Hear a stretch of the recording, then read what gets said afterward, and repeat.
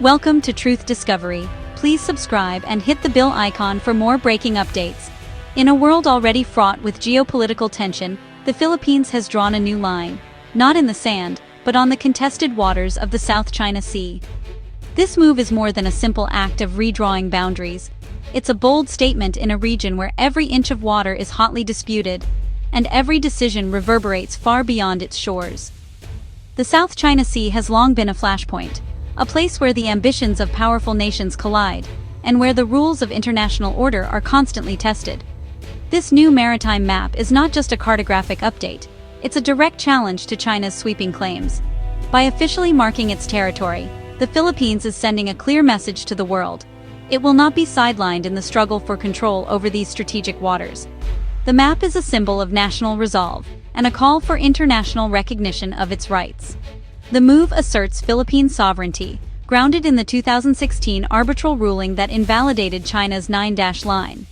That landmark decision, delivered by an international tribunal in The Hague, was supposed to clarify the rules of the sea. Yet for years its verdict has been ignored by Beijing, leaving the Philippines and its neighbors in a precarious position. For years that ruling was ignored by Beijing. Now, Manila is making it a political reality. By publishing this new map, the Philippines is not only asserting its legal rights, but also daring the world to take a stand. The stakes are high, and the message is unmistakable. International law must be respected, or the very foundation of global order is at risk. The world must now choose: support a rules-based order, or accept a reality where might makes right. The response of the international community will shape not only the fate of the South China Sea, but also the credibility of global institutions designed to keep peace and resolve disputes. The South China Sea is a vital artery for global trade. Over $3 trillion flows through these waters annually. These shipping lanes connect Asia with the rest of the world, carrying everything from electronics and oil to food and raw materials.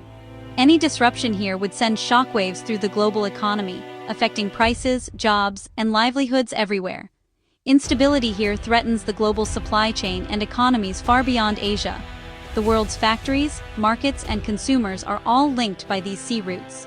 A single incident, an accident, a blockade, or a military standoff could trigger delays and shortages that ripple across continents.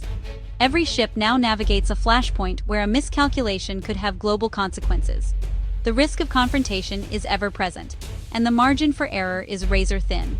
Mariners, traders, and governments alike are watching anxiously, knowing that the next crisis could erupt at any moment.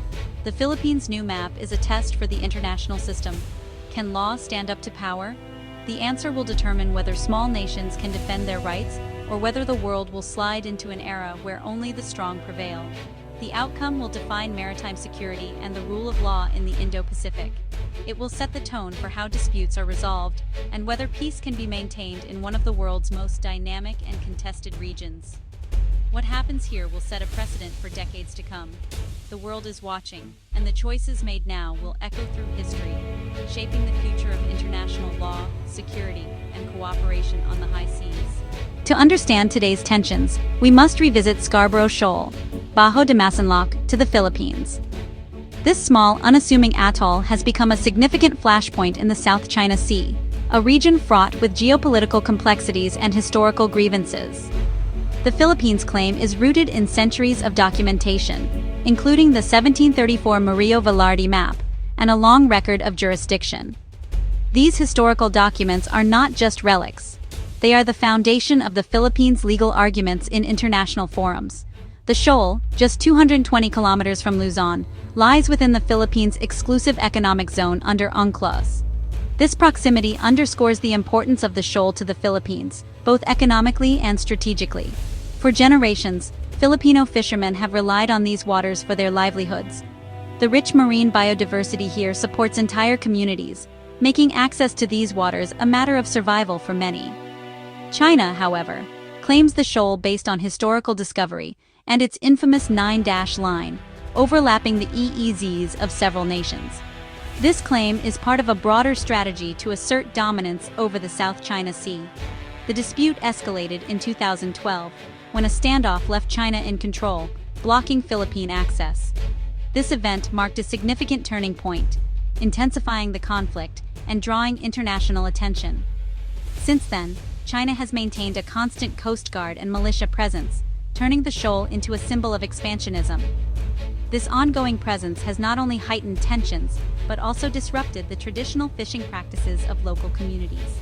The right to fish here is now a flashpoint of national pride and international law. Filipino fishermen, supported by their government, continue to protest and seek international support to reclaim their traditional fishing grounds. Scarborough Shoal remains a focal point of recurring confrontations. These tense encounters between Coast Guard vessels from both nations highlight the ongoing struggle for control and the broader implications for regional stability. In 2013, the Philippines took China to court under UNCLOS, challenging the 9-dash line. The 2016 Hague ruling was a sweeping victory for Manila, declaring China's claims baseless and affirming Philippine rights. The tribunal found China had violated the Philippines' sovereign rights at Scarborough Shoal. The international community hailed the decision as a win for the rules-based order. But China rejected the ruling outright, dismissing it as null and void. Beijing continues its patrols and construction, ignoring the verdict. The Philippines holds a legal victory it cannot enforce on the water. The standoff between law and power remains unresolved. Tensions erupted again in September 2025 near Scarborough Shoal.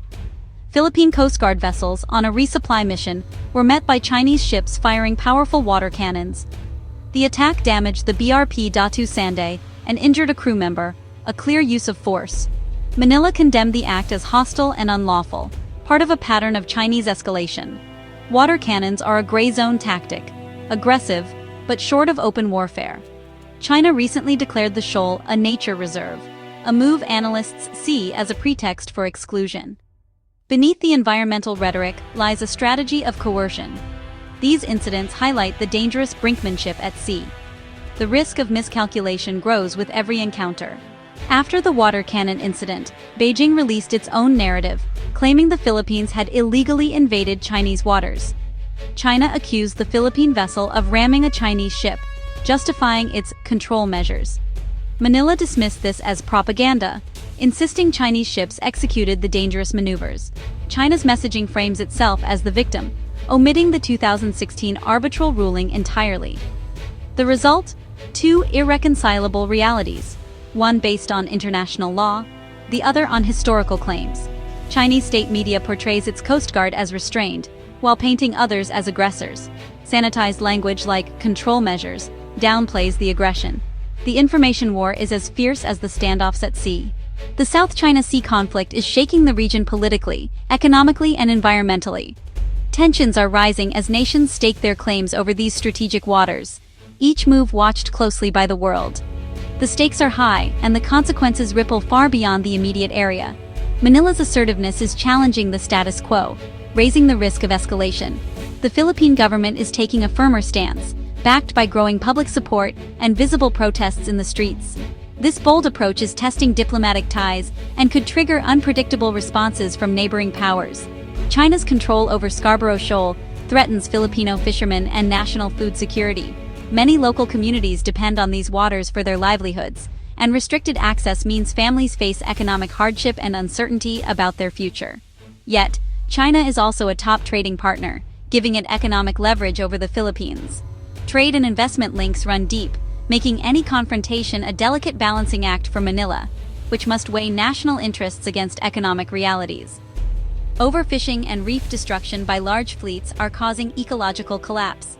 The once thriving marine ecosystem is now under severe stress, with biodiversity plummeting and habitats vanishing at an alarming rate. The reefs are vital breeding grounds and natural barriers now under threat. Their loss would not only devastate marine life, but also leave coastal communities more vulnerable to storms and rising seas. The South China Sea is a conduit for a third of global shipping. Any disruption would hit global supply chains hard. From electronics to energy, countless goods pass through these waters daily, connecting producers and consumers across continents. Energy flows to East Asia, and goods to the world are at stake. The region's stability is crucial for keeping fuel and products moving, powering economies from Tokyo to New York. The conflict's ripple effects are global, not just regional. Markets react to every development, and headlines about the South China Sea can send shockwaves through international finance and politics. Stability here is a shared international concern. The world is watching, knowing that peace in the South China Sea is essential for prosperity, security, and the environment, now and for generations to come. The Philippines is building a coalition to counter China's power.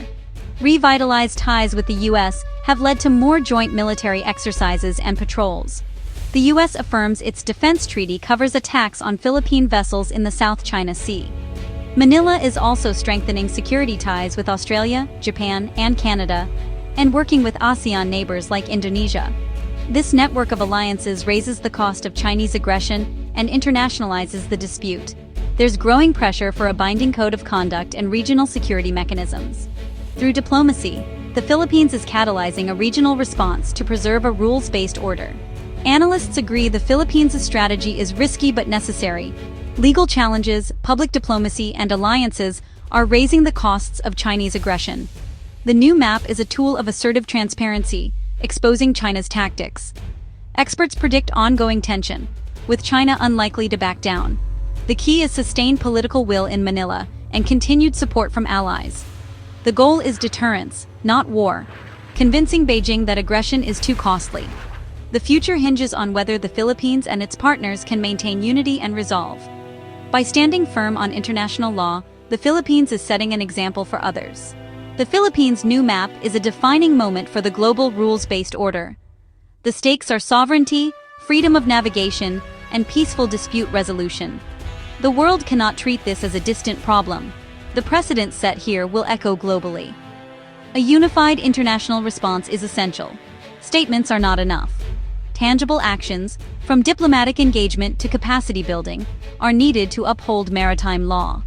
Dialogue with China must be rooted in unwavering commitment to UNCLOS and the 2016 ruling. The code of conduct must be binding and effective, not just symbolic. The Philippines has drawn a line in the water as an act of legal defense. Now the world must choose stand for law or let might prevail. The time for principled engagement is now.